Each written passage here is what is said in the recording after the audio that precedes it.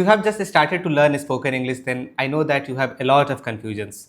You are confused whether to learn grammar or not, what kind of vocabulary you need to learn, and whether these kind of videos are going to help you or not. But after watching this video, you will feel a lot confident that what kind of words you need to learn and whether basic grammar is important or not. Hello everyone, my name is Roshan, and on this channel we talk about spoken English learning. And this is a 90 days spoken English course where I teach one thing in every video so that we can become confident and fluent in this language. This is day number 28 and today we are discussing descriptive adjectives. तो जो सबसे बड़ा confusion है English learners के लिए कि हमें grammar सीखना चाहिए या नहीं, या फिर कैसे हम बेसिक पे काम करें. So I recommend you should work on your basics, but at the same time you need to combine a lot of practice with that. And वो प्रैक्टिस किसी भी तरीके का हो सकता है, चाहे आप किसी से बात करो, खुद से बात करो, लिखो या फिर वर्कशीट सॉल्व करो. सिर्फ ग्रामर सीखने से कुछ नहीं होता है. अगर आप सिर्फ ग्रामर रूल सीखोगे तो वो भूल जाओगे. जब तक आप उसको इम्प्लीमेंट नहीं करोगे रियल लाइफ में, तब तक कुछ नहीं होने वाला है. और जो आज का हमारा चैप्टर है ये वोकैबुलरी से रिलेटेड है. और मैंने पहले क्लास में क्या सिखाया था, एडजेक्टिव्स को हम दो तरीके से सीख सकते हैं. एक डिटर्मिनर्स होता है जो एडजेक्टिव के जैसा ही काम करता है, और उसमें लिमिटेड वर्ड्स होते हैं, और उसको पहले ही हमने सीख लिया है. अगर आपने वो वीडियो नहीं देखा है, visit this. So click on this link and you will get there. और जो आज का क्लास है हमारा, इसमें हम डिस्क्रिप्टिव एडजेक्टिव्स की बात कर रहे हैं.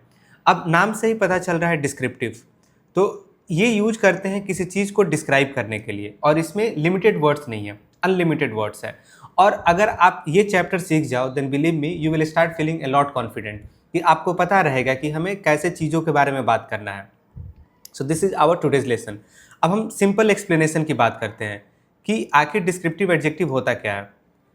तो these are words that describe the quality of a noun, how it looks, feels, sounds और इज. इन सारी चीज़ों का पता हमें डिस्क्रिप्टिव एडजेक्टिव से पता चलता है. अब नाउन यहाँ पे एक ग्रामेटिकल टर्म हुआ, तो नाउन का मतलब क्या हुआ, नेम. यानी कि दुनिया में आप किसी हर एक चीज़ का कोई ना कोई नाम है, चाहे आप उसे देखो ना देखो, but there is a name to it. और अगर हम उसमें एडजेक्टिव डाल दें तो उसका डिटेल्स पता चलता है. Let's look at some examples. जैसे tall, happy, red, delicious, friendly. अब ये किसी का क्वालिटी बता रहा है कि नहीं. अगर टॉल किसी को बोलना है तो किसी इंसान को बोल सकते हैं that I am a tall man. Yes I am. Happy, she is happy, तो शी किसी लड़की के लिए यूज कर रहे हैं, तो हम नाउन और प्रोनाउन इन दोनों के लिए हम डिस्क्रिप्टिव एडजेक्टिव यूज करते हैं, या हर एडजेक्टिव यूज करते हैं. अब बात करते हैं why they are the most important adjectives in spoken English. ये स्पोकन इंग्लिश में सबसे इंपॉर्टेंट क्यों है. In real conversation we constantly describe people, food, weather, place, places and feelings. Descriptive adjectives are the words that carry all the detail. जो चीज़ के बारे में बात करें रियल लाइफ में, चाहे वो कोई इंसान हो, खाना हो, कलम हो, हर एक चीज़, अगर हम उसमें डिस्क्रिप्टिव एडजेक्टिव यूज करेंगे तभी उसमें एलिमेंट आएगा. Otherwise your English will sound really plain. Master this and your speech instantly becomes richer and more natural. Adjective से डिसाइड करता है कि आप कितना अच्छा स्पीकर हो. अगर मैं किसी से क्वेश्चन पूछूं कि डिस्क्राइब दिस रूम, तो वो वोकैबुलरी सर्च करेगा कि कैसे डिस्क्राइब करूं. कौन कौन सा वोकैबुलरी यूज कर सकते हैं. हम कलर के बारे में बात कर सकते हैं, कंफर्ट, कौन सा रूम है ये, किस तरीके का रूम है ये, इसका शेप और साइज़ क्या है. तो ये सब कौन सा वर्ड से पता चलेगा, एडजेक्टिव्स. तो अगर आपको वोकैबुलरी सीखना है तो आप कॉन्टेक्स्ट में सीखो, और सबसे ज़्यादा अटेंशन एडजेक्टिव्स पे पे करो. अब हमने पहले ही सीख लिया है difference between descriptive adjectives and determiners. अगर आपको ये फाइल चाहिए सो विजिट द डिस्क्रिप्शन, वहाँ पे आपको ये फाइल फ्री में मिल जाएगा. Download it and use it however you like to. सबसे पहले हम होमवर्क की बात करते हैं. मुझे नहीं लग रहा है कि आप लोग पूरा वीडियो भी देखते होंगे, बट अगर कोई इस वीडियो को देख रहा है, so this is a task for you. Just record your self answering this question and send me the video and I will provide you feedback कि आपका आंसर कैसा है, और आप कैसा बोल रहे हो, और आपको किस एरिया में काम करने की ज़रूरत है. और मैं आपको फीडबैक प्रोवाइड करूंगा फॉर फ्री कि आपको किस एरिया में काम करने की ज़रूरत है. So the first question is describe your best friend using 5 adjectives.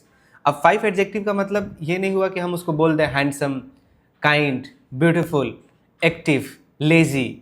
ऐसे रैंडमली नहीं बोलेंगे. Try to form sentences. This is writing questions. आप चाहो तो इसको भी बोलने के जैसा यूज कर सकते हो, या फिर लिख भी सकते हो. This is very interesting. 10 self description activities. Describe your personality in 5 adjectives. अपने बारे में बताना है कि आप किस तरीके के इंसान हो। Describe your physical appearance in 3 sentences. Physical appearance कि आप कैसे दिखते हो, size, height, weight. If you feel comfortable describing yourself then do it.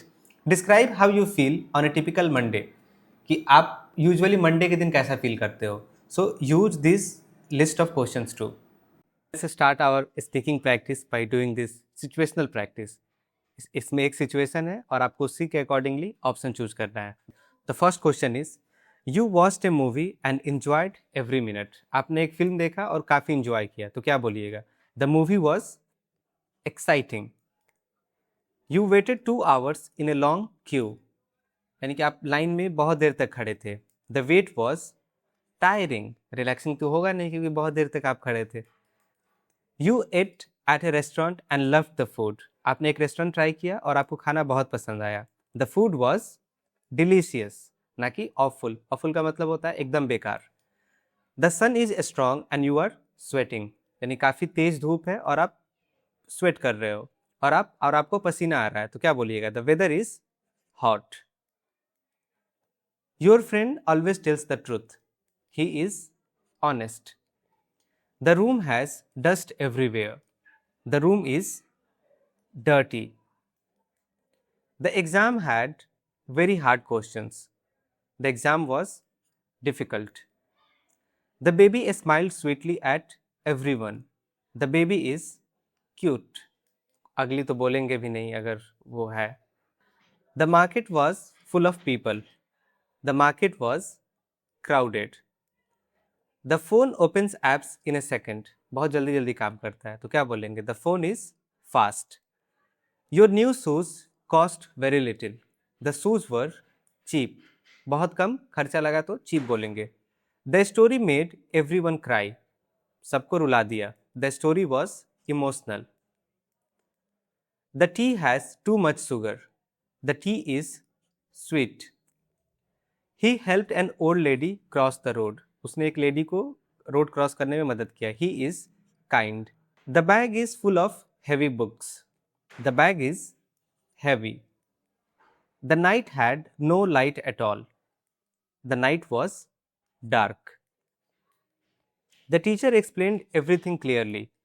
She is helpful.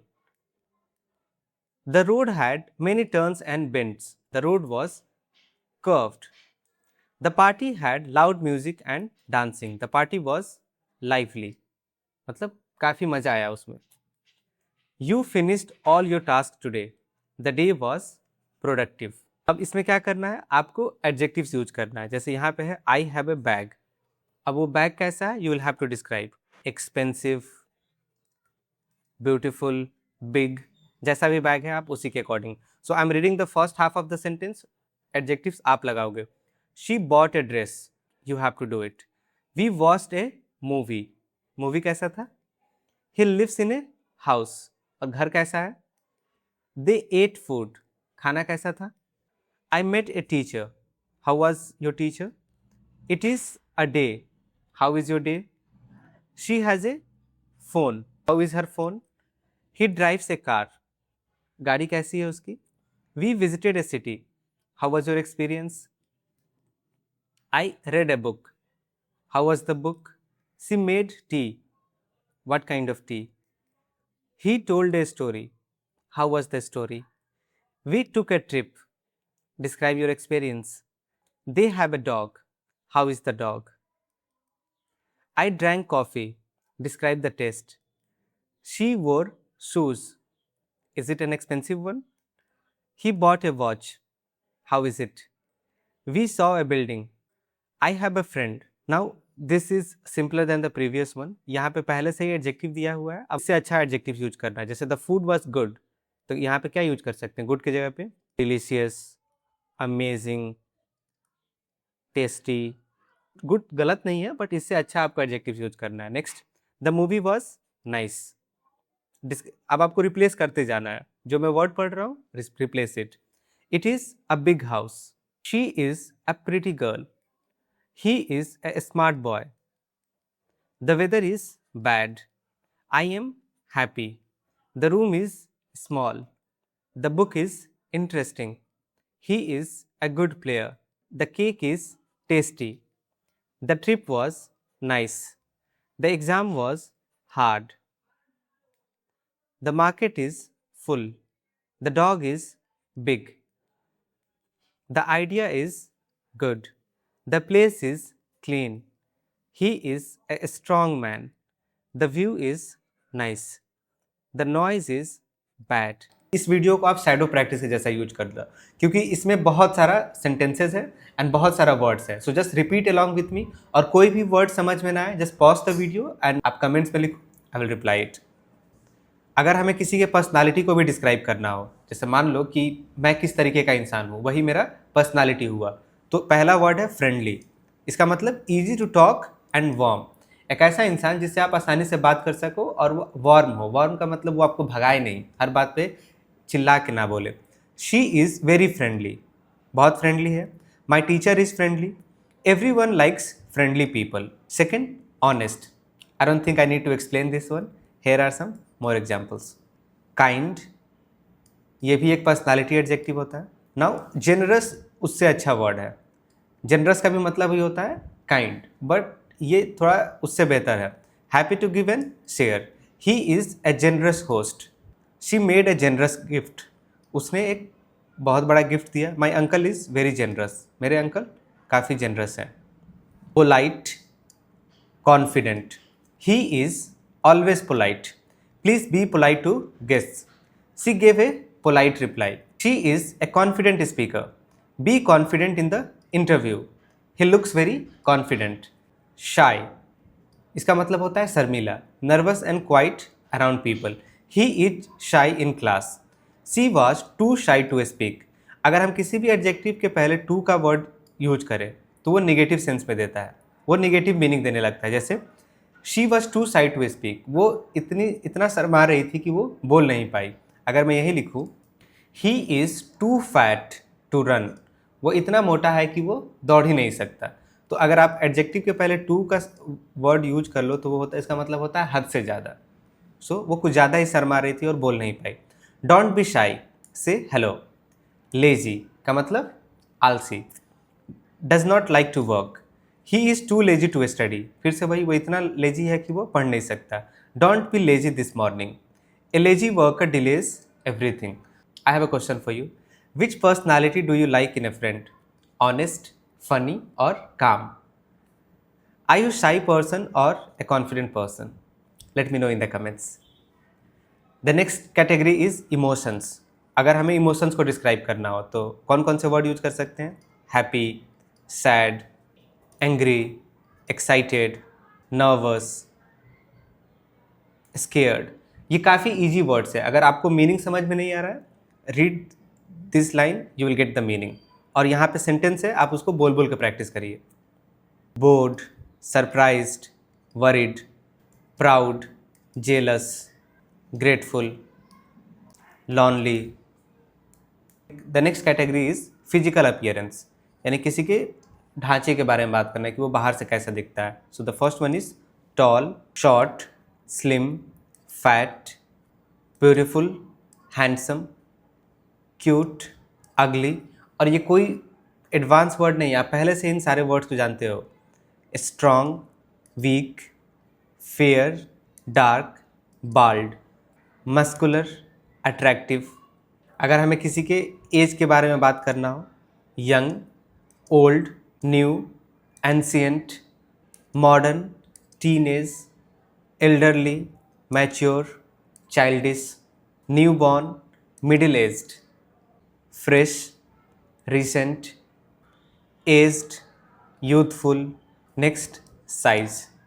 Big, small, large, tiny, huge, enormous, little,